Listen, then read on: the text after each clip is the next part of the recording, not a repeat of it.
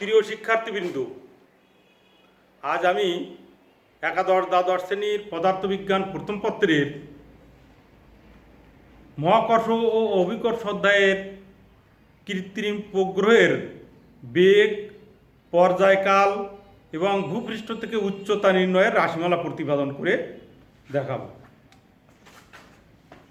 কৃত্রিম উপগ্রহ অর্থাৎ ভূস্থির উপগ্রহ, এগুলো আমাদের ভূস্থির উপগ্রহ। ভূস্থির উপগ্রহের বেগ, পর্যায়কাল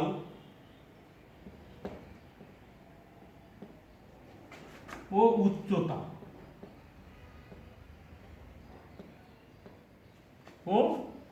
উচ্চতা নির্ণয়।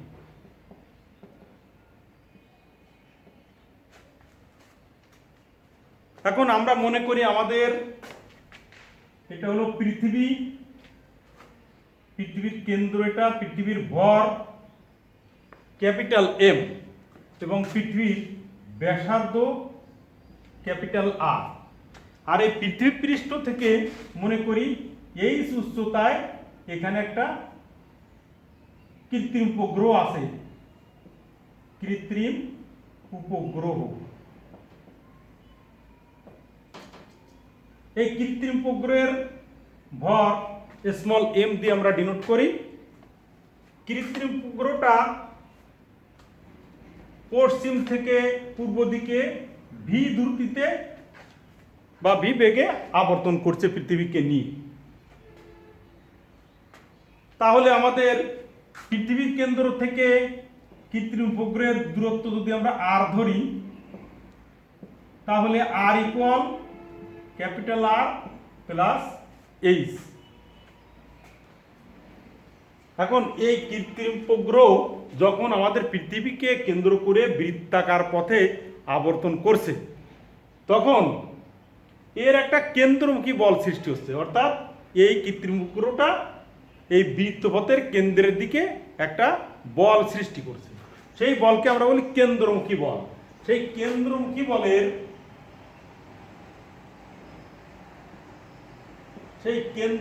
বলের সূত্র থেকে আমরা জানি, যদি তাকে আমরা F1 দিয়ে ডিনোট করি, তাহলে কেন্দ্রমুখী বল এম ভি স্কোয়ার বাই তার বৃত্তপথের ব্যাসার্ধ আর।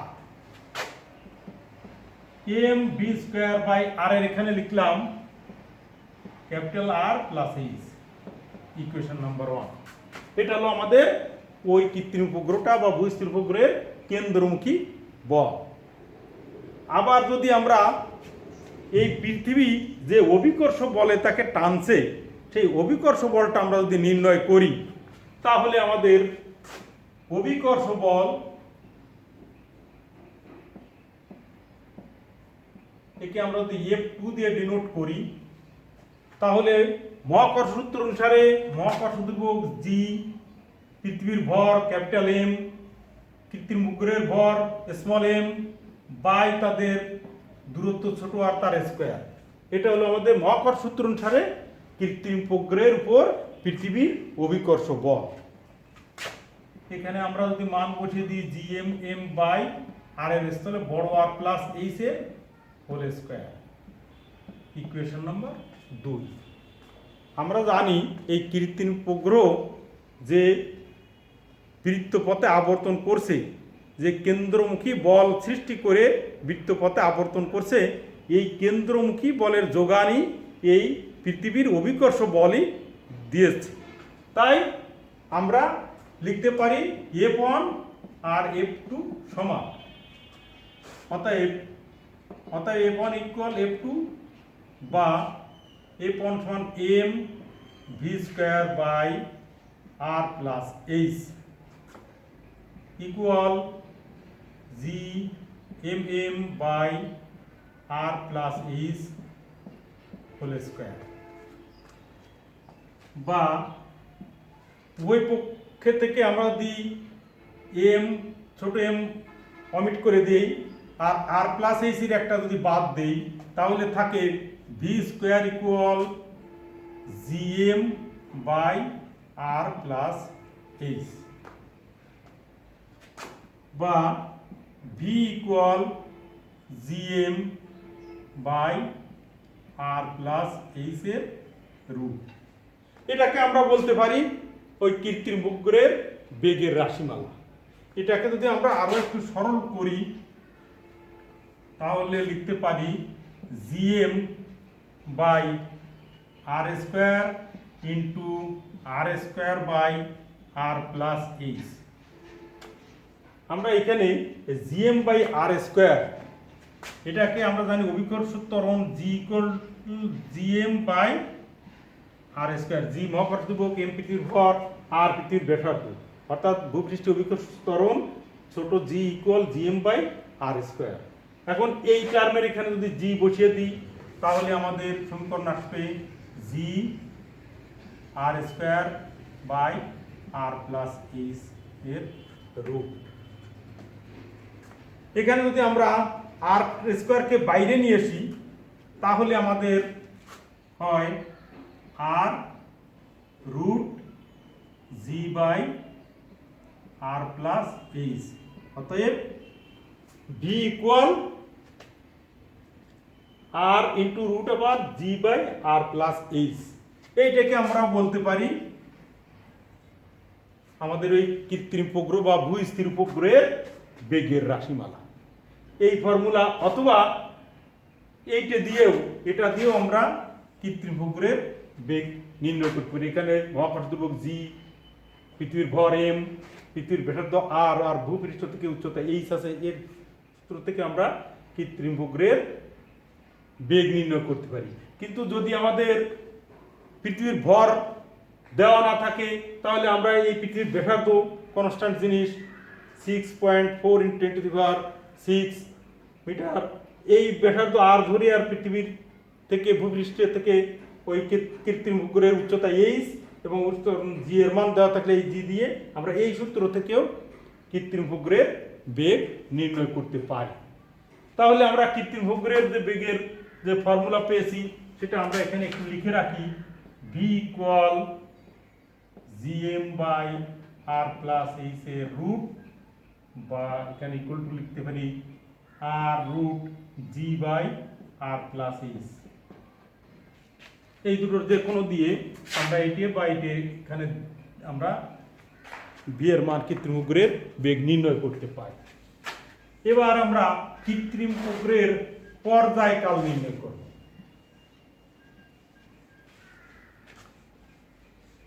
কৃত্রিম উপগ্রহের পর্যায়কাল আমরা এখানে লিখি পর্যায়কাল। পর্যায়কালকে আমরা টি দ্বারা ডিনোট করি, অর্থাৎ পর্যায়কাল টি নির্ণয় করব। আমরা জানি কৃত্রিম উপগ্রহের বেগ ভি ইকুয়াল ওমেগা ইন্টু আর, অর্থাৎ কৃত্রিম উপগ্রহের কৌণিক বেগ ওমেগা আর কৃত্রিম উপগ্রহের কক্ষপথের ব্যাসার্ধ আর। এখানে আমরা জানি কৌণিক বেগ ওমেগা সমান 2π/t। যদি কৌণিক বেগের পর্যায়কাল টি হয় তাহলে আমরা লিখতে পারি 2π/t ইন্টু আর ইকুয়াল আমরা লিখে রেখেছি R plus H, capital R plus H.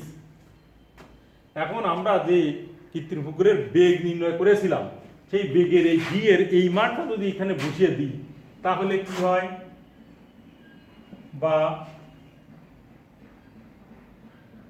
GM by R plus H এর root equal 2π/t into R plus H.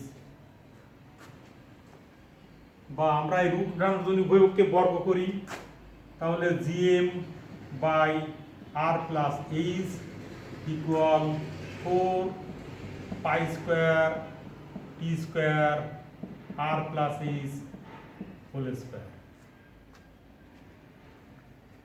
এবার আমরা কোনাকুনি গুণ করে আমাদের টার্গেট হলো পর্যায়কাল টি নির্ণয় করতে। তাহলে টি স্কোয়ারকে বামে রাখি আর সবগুলোকে যদি ডাইন পাশে নিয়ে যাই তাহলে টি স্কোয়ার ইকুয়াল 4π² আর প্লাস এইচ এর স্কোয়ার আর আর প্লাস এইচ গুণ করলে আর প্লাস এইচ এর হোল কিউব বাই জিএম।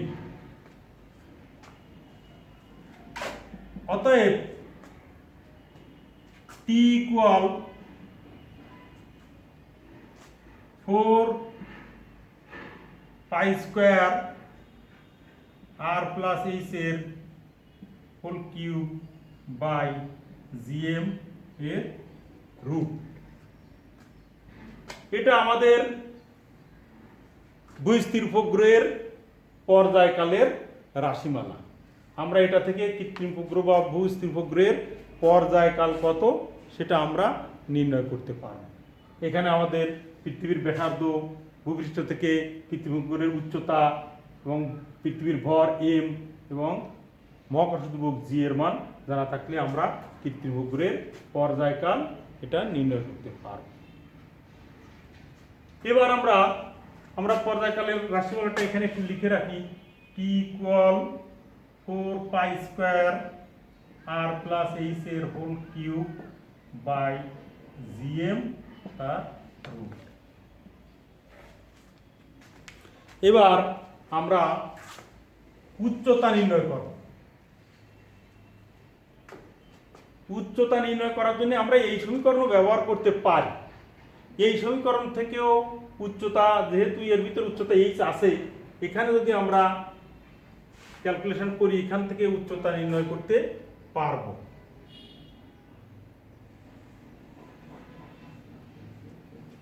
আমরা যদি এটাকে ক্যালকুলেশন করি আর প্লাস এইচ, অর্থাৎ এই সমীকরণটা আমরা রেখে দিই, এখানে GM by R plus H equal 4 pi square by T square into R plus H এর whole square.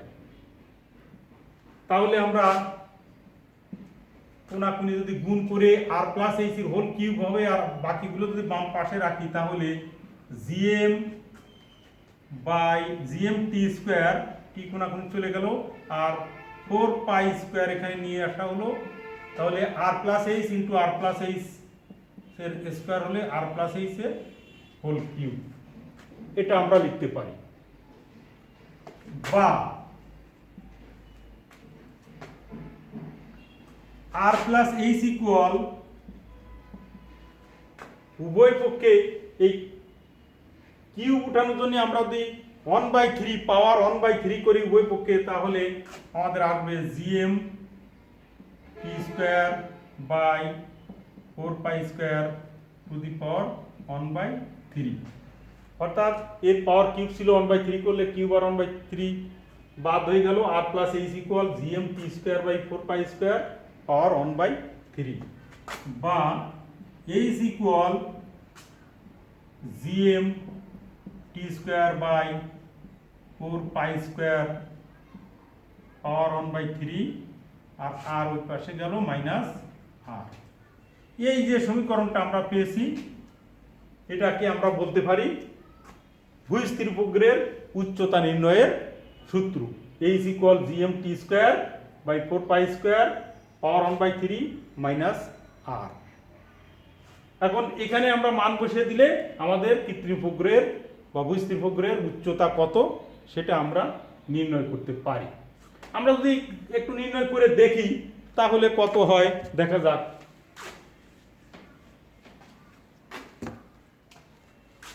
H equal GM T square by 4 pi square power 1/3 minus আর।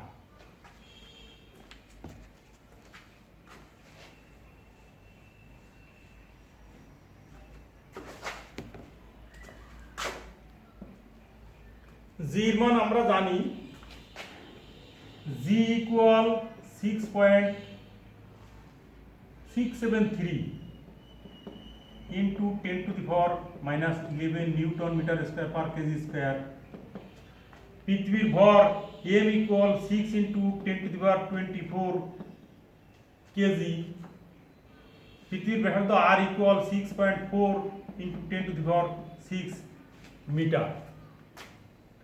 এই মানগুলো আমরা একটু বসে দেখি। 6.673 into 10 to the power minus 11 into 6 into 10 to the power 24, এটার square by 4 into পাই স্কোয়ারের মান আমরা ডাইরেক্ট লিখতে পারি 9.87 এর পাওয়ার 1/3 মাইনাস আর হলো 6.4 ইন্টু 10⁶। এখন এইটাকে ক্যালকুলেটরে আমরা মান বসিয়ে দিলে আসবে 6.673 ইন্টু 10⁻11 ইন্টু 6 ইন্টু 10⁻24 এর whole square by 4 into 9.87 equal এত, তার পাওয়ার 1/3 মাইনাস 6.4 ইন্টু 10⁶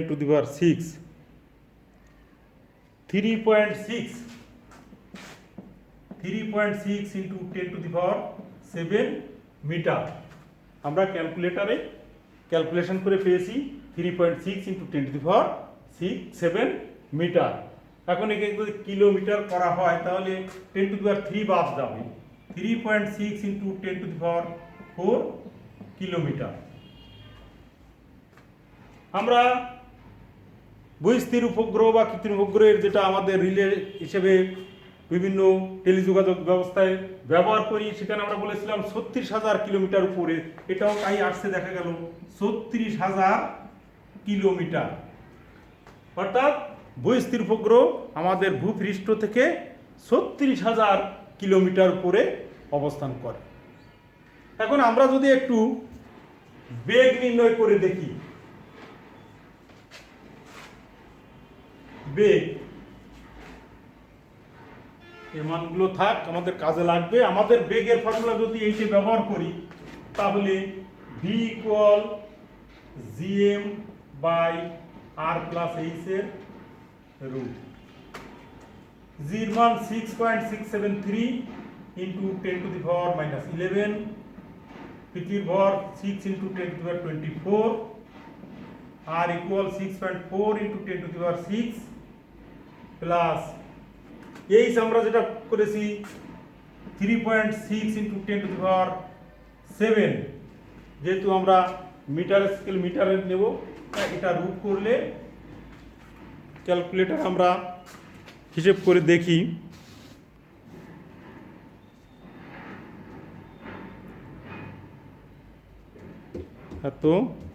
এত ভাগ 6.4 into 10⁶ plus 3.6 into 10⁷ equal to এত, equal 3.08 into 10⁻³ metre per second. আমাদের বহিঃস্থির উপগ্রহের বেগ 3.08 ইন্টু 10⁻³ মিটার পার সেকেন্ড। একে আমরা যদি কিলোমিটার করি তাহলে 10⁻³ বাদ দিলে 3.08 কিলোমিটার পার সেকেন্ড। অর্থাৎ আমাদের এই কৃত্রিম উপগ্রহ 3.08 কিলোমিটার পার সেকেন্ড বেগে আমাদের পৃথিবীকে প্রদক্ষিণ করছে। এভাবে আমরা কৃত্রিম উপগ্রহের পর্যায়কালও আমরা বের করতে পারবো। পর্যায়কালটা যদি আমরা দেখি তাহলে কত হয়,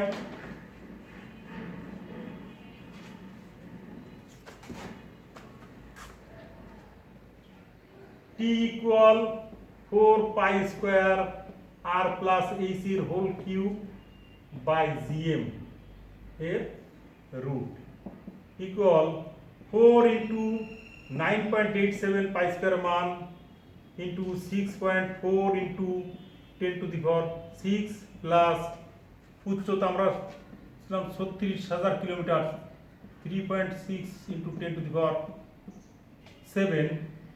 মিটার, 8 এর পাওয়ার 3, g ইকুয়াল 6.673 ইন্টু 10⁻11 ইন্টু পৃথিবীর ভর 6 ইন্টু 10⁻24, এটার রুট।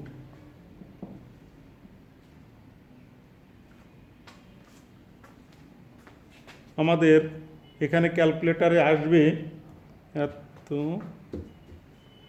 কত ইন্টু 6.4 ইন্টু 10⁶ প্লাস 3.6 ইন্টু 10⁷ এর equal cube into 4 into 9.87 equal ভাগ bracket 6.673 into 10⁻11 into 6 into 10⁻24 equal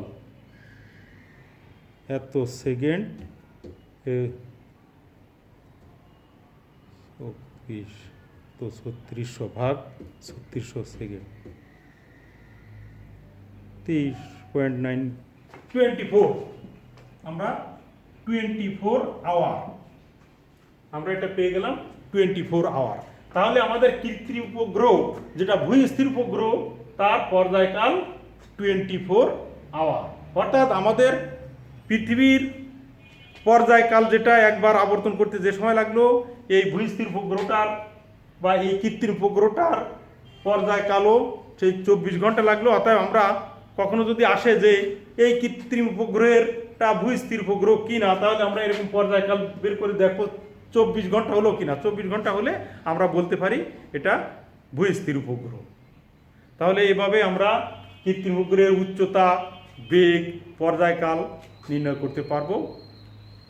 তোমরা বইয়ের যেসব অঙ্কগুলো আছে এই ভূস্থির উপগ্রহ হোক, কৃত্রিম উপগ্রহ যা হোক, তার পর্যায়কাল, বেগ, উচ্চতা নির্ণয় এগুলো দেখবে।